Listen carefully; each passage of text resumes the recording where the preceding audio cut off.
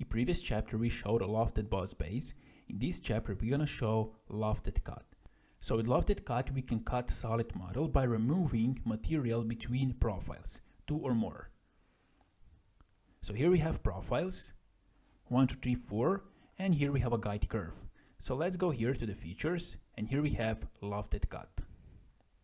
So we have the same thing here as for the Lofted Boss base. So let's choose profiles.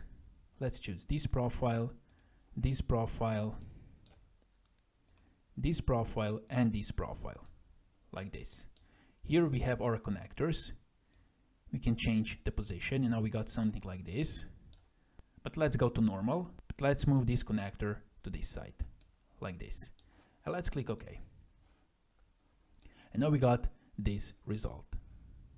If we want to control our cross sections, we can use a guide curve. So we can go to Cut Loft, Edit Feature, and here for a guide curve, we can add this curve, like this, and let's click OK.